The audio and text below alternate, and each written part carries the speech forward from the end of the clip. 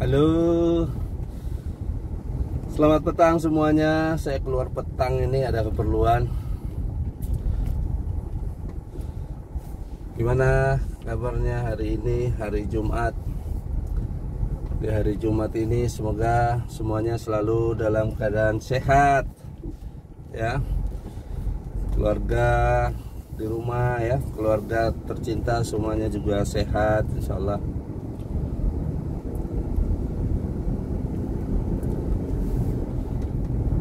Insya Allah ya, semuanya dalam keadaan sehat. Oke, jumpa lagi di Bung Ehan TV. Selalu ada ini vlog dalam perjalanan ini. Karena ya efektif juga ya, memanfaatkan waktu di perjalanan untuk sharing ya, untuk cerita. Tapi tentunya dengan ya berhati-hati ya, karena dalam perjalanan. Tapi biasanya dengan tidak bercerita ya,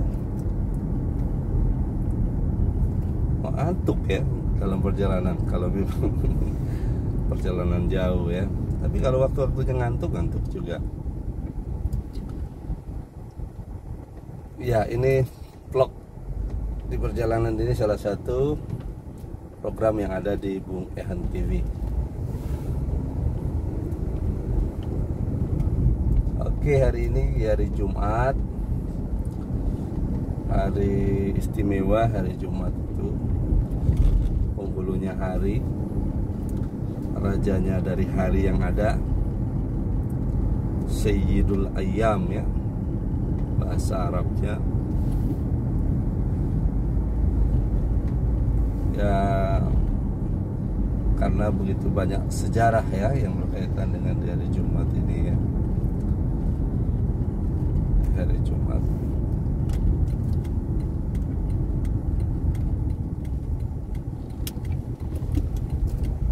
hari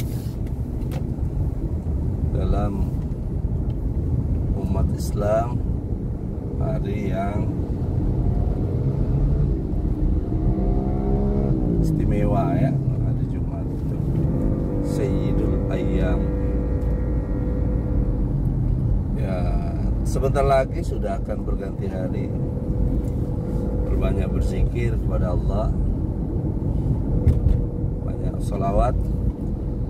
Saya juga memanfaatkan waktu ini dalam perjalanan ini di petang hari yang sebentar lagi akan terbenam matahari, dan dalam hitungan Qamariyah yang acuannya adalah bulan, maka begitu terbenamnya matahari sudah masuk hari yang baru ya, masuk hari baru. Berbeda dengan hitungan Syamsiyah yang acuannya adalah matahari. Syamsiyah ya, Syamsun, bulan itu Qamarun, makanya dibilang Qamariyah ya. Banyak-banyak berzikir ya, banyak sholawat kepada junjungan alam baginda Rasulullah Sallallahu Alaihi Wasallam. Ya, di hari Jumat ini saya mau sharing tentang sesuatu yang penting ya, isu utama, isu yang selalu disampaikan para khatib setiap kita sholat Jumat. Tema yang tidak pernah dilupakan untuk selalu diingatkan dalam mimbar Jumatnya, karena tema ini ya merupakan rukun dari khutbah Jumat itu sendiri. Apa yang selalu disampaikan itu adalah soal takwa. Soal takwa. Takwa ini selalu disampaikan oleh para khatib Jumat ya, dalam mimbarnya para khatib, dalam khutbahnya menyampaikan wasiat takwa. Salah satu sahabat Rasulullah sallallahu alaihi wasallam, Abu Dzar Al-Ghifari, itu pernah suatu kesempatan konsultasi kepada baginda Rasulullah sallallahu alaihi wasallam, meminta nasihat kepada baginda Nabi sallallahu alaihi wasallam, ya Rasulullah, berikanlah aku nasihat, kata Abu Dzar Al-Ghifari kepada Nabi ya. Nabi kemudian bertanya, ya Abu Dzar, benar Anda ingin nasihat dari saya? Betul baginda. Apa nasihat Rasulullah? Bertakwalah kepada Allah Subhanahu wa taala, karena takwa itu adalah pokok dari segala urusan. Jadi waktu yang istimewa yang digunakan oleh Abu Dzar Al-Ghifari berkonsultasi pada baginda Nabi, meminta nasihat, Rasulullah menjawab dan memberikan nasihat kepada Abu Dzar Al-Ghifari. Apa nasihatnya? Yaitu takwa. Begitu pentingnya takwa, karena takwa ini adalah pokok segala urusan. Kalau kita coba mau kembali kepada membuka ya kitab suci Al-Quran, kita sebagai umat Islam harus sering-sering membuka kitab sucinya. Umat Islam ya, jangan sampai kemudian kita mengaku umat Islam tidak pernah membuka kitab sucinya, tidak pernah membaca kitab sucinya, dan tidak berusaha untuk mau belajar kitab sucinya kan. Nggak boleh begitu kita sebagai orang Islam sebenarnya. Makanya sebenarnya di luar negeri itu, negara-negara yang seperti India ya, Iran, Mesir ya, itu ulama-ulama sainsnya, ahli-ahli yang umum, yang muslim itu, walaupun mereka tidak basically akademik di perguruan tinggi Islam, tapi mereka juga memahami kitab sucinya. Padahal spesialisasinya umumnya kimia, spesialisasinya teknik, spesialisasinya arsitektur.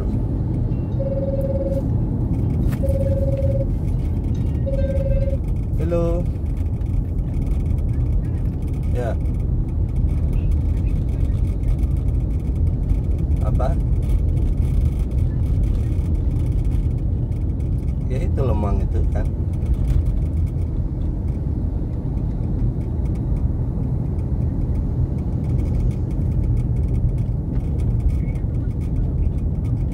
Iya lemang, nasi jahe itu lemang. Siapa jual ya?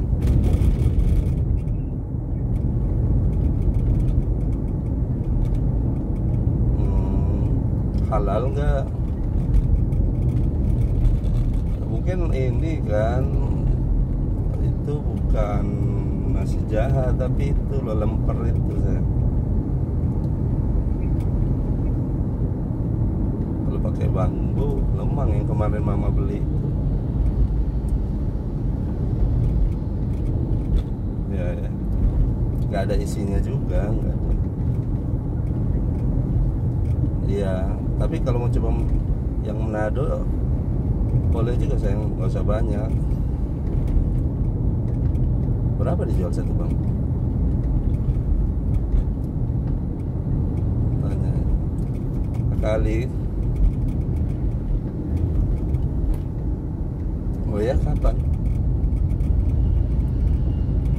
besok ya, pagi ya.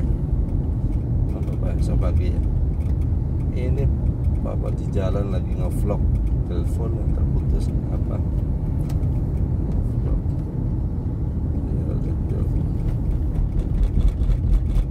Salam. Iya, orang rumah nelpon, ibunya anak-anak nelpon nanya apa, nasi jaha. Istri saya Melayu, Jogja, Betawi ya, latar belakangnya sukunya. Saya ada Sulawesinya, ada Jawanya, ada Bugisnya juga ya. Nanya suka nasi jahat, suka, kalau di sini kan bilangnya lemak, kalau Manado bilang nasi jahat, di Sulawesi nasi jahat. Kok kenapa jadi ke nasi jahat ini? Kalau kita bicara soal apa tadi, takwa, kembali lagi. Jadi nasihat Rasulullah kepada Abu Dzar Al-Ghifari radhiyallahu anhu, takwa.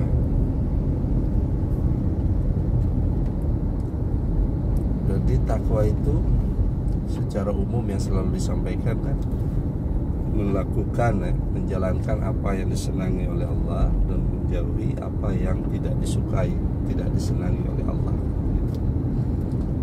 Menjalankan apa yang menjadi perintah Allah dan menjauhi larangan Allah, itu takwa. Juga bisa bermakna takwa itu ya berhati-hati, sehingga kemudian tidak berbuat sesuatu yang mendatangkan kebencian, kemarahan atau kemurkaan dari Allah Subhanahu wa taala. Ya, itu takwa, agar kita selamat.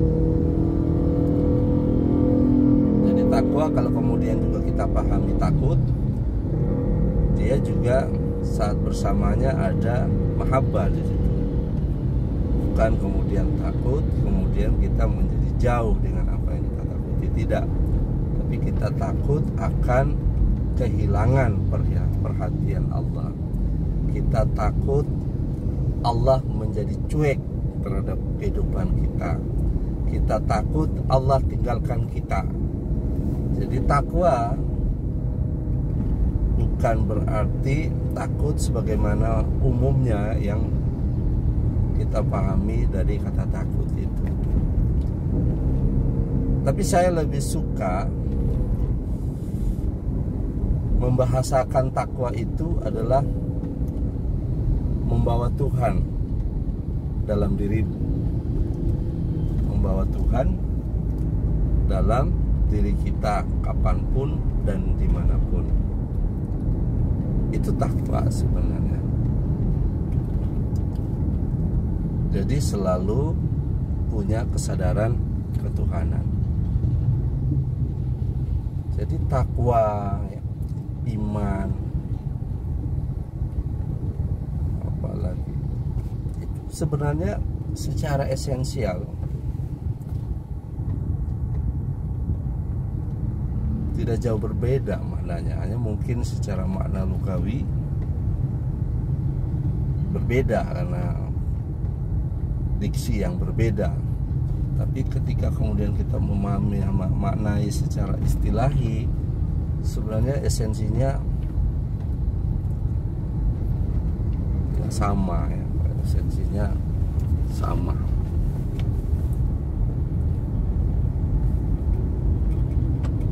Takwa ya.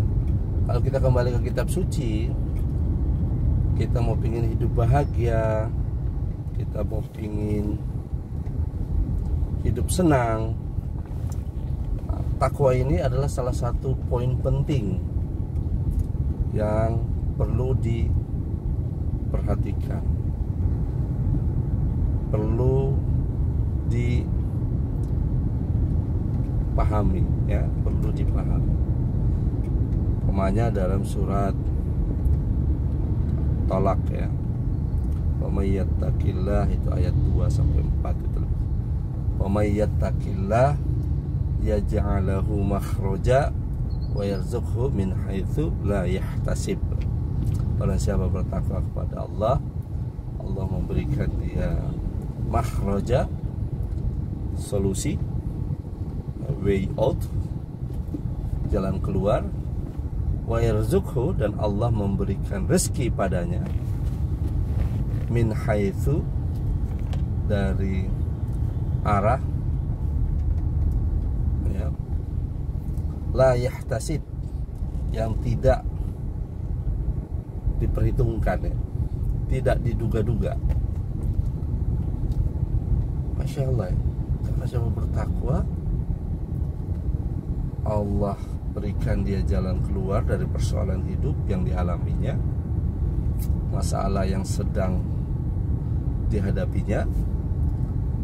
Allah berikan solusi, dan juga Allah dengan kemurahannya memberikan rezeki dari arah yang tak diduga-duga. Masya Allah. Kemudian pada ayat selanjutnya dari surat At-Talaq juga, wa may yattaqillah yaj'alahu bi amrihi yusra. Barang siapa yang bertakwa kepada Allah, Allah menjadikan segala urusannya yusra, mudah. Jadi kita ketika menjalani kehidupan ini, ya, dengan membawa Tuhan dalam diri kita, dengan ada takwa, maka hidup kita akan senang, hidup kita akan bahagia, hidup kita tenang. Takwa. Karena kenapa? Tidak ada hal yang berat, tidak ada hal yang tidak bisa diselesaikan masalahnya, tidak ada hal yang buntu, tidak ada persoalan yang tidak bisa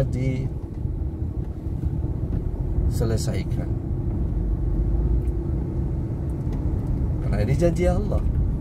Janji Allah. Karena ini janji Allah. Makanya ketika Abu Dzar Al-Ghifari berkonsultasi kepada baginda Nabi, Nabi hanya memberikan nasihat. Coba bayangkan, ya, kita punya persoalan hidup, apapun persoalannya itu, ya. Karena kalau kita berbicara masalah itu selalu kait mengait, kan? Kait mengait dari persoalan keuangan, berkaitan dengan persoalan keluarga, berkaitan juga dengan persoalan pekerjaan, berkaitan dengan persoalan macam-macam. Selalu tuh berkait kelindan, ya. Ketika kita bilang masalah, karena nggak tunggal itu masalah itu. Nanti dia akan beririsan dengan yang lain.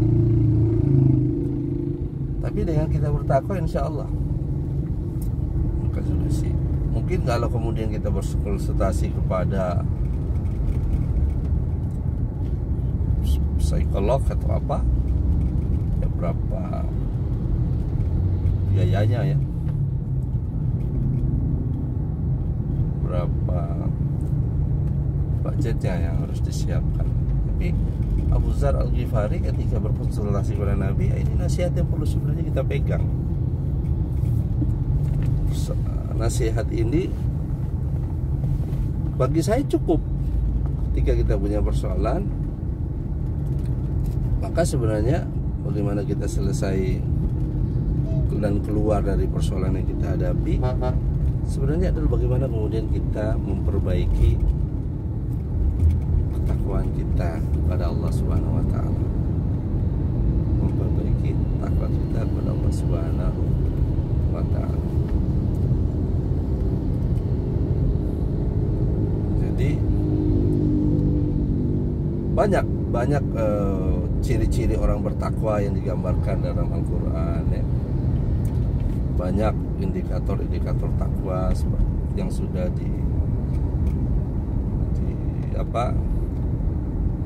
sampaikan dalam Al-Quran maupun hadis Rasulullah Sallallahu Alaihi Wasallam. Jadi kalau diuraikan akan panjang karena satu poin bisa diturunkan untuk bisa dipahami aja sudah punya waktu yang lama ya.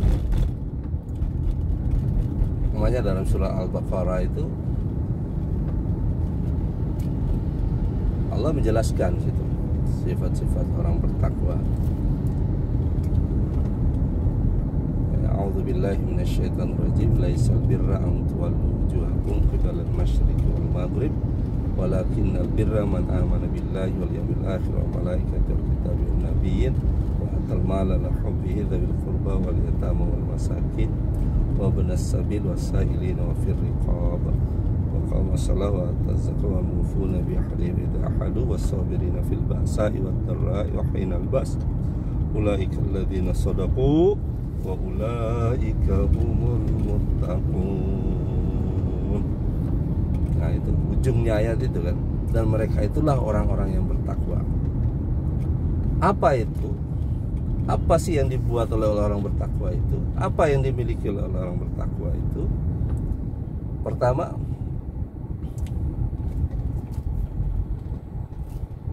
beriman kepada Allah. Man amana yu'minu billahi wal yawmil akhir wal malaikati wal kitabi wan nabiyyin. Jadi saling kait mengait. Kalau kita beriman kepada Allah, ya beriman kepada para malaikatnya, beriman kepada nabi-nabinya, beriman pada kitab sucinya, beriman pada hari akhir. Kalau kita menerima Allah, pasti kita menerima ini semua kan, gitu. Jadi perkara yang pertama yang merupakan karakter dari orang bertakwa itu, dia memiliki iman yang kokoh, akidah yang kuat. Dia beriman kepada Allah, kepada para malaikatnya, pada nabi-nabinya, pada kitab-kitabnya. Beriman akan hal ini.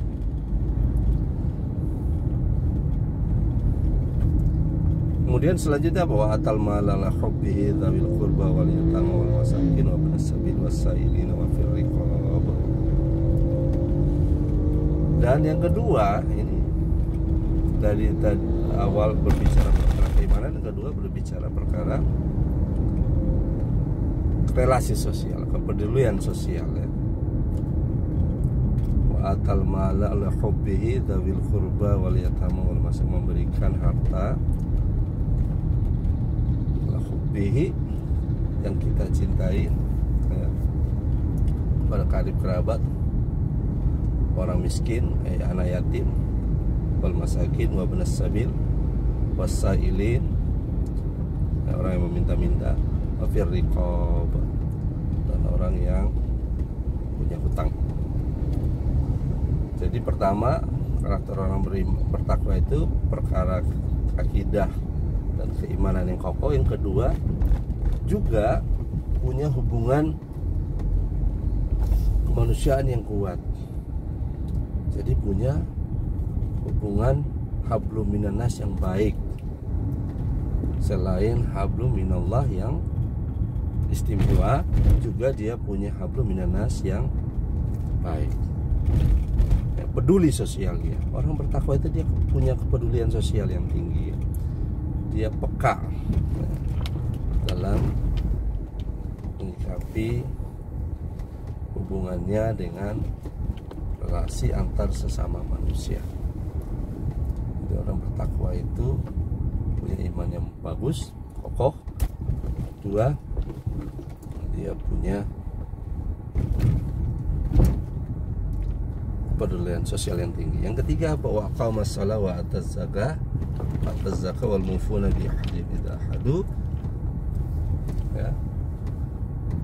Dia mendirikan sholat dan mengeluarkan zakat.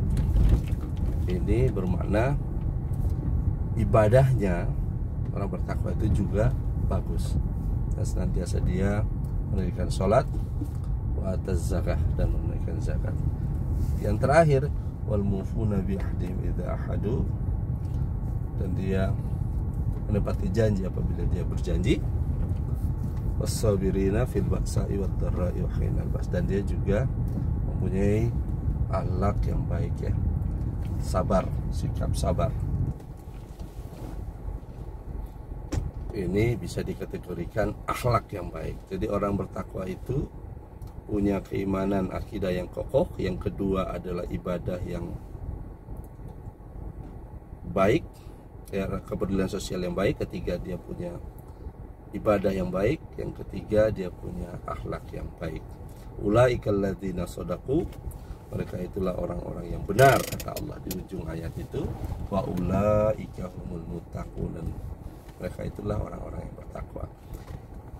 Oke, itu sharing saya di hari Jumat ini sebagai ya zikir kepada Allah. Sama-sama kita berzikir kepada Allah. Dan satu amalan yang paling baik adalah amalan untuk mengajak kepada Allah. Wa man ahsanu qawlan mimman da'a ilallah. Jadi perkataan apa yang lebih baik selain perkataan untuk menyeru kepada Allah Subhanahu wa taala. Insyaallah kita semua mendapatkan rahmat, taufik dan hidayah dari Allah Subhanahu wa taala untuk senantiasa bisa istiqomah dalam kebaikan, selalu istiqomah dalam amal saleh, dan insyaallah kita semua dilindungi dari Allah Subhanahu wa taala dari gangguan syaitan dan terkutuk. Kita tutup dengan kafaratul majlis. Subhanakallahumma wa bihamdika asyhadu an la ilaha illa anta astaghfiruka wa atubu ilaik. Assalamualaikum warahmatullahi wabarakatuh.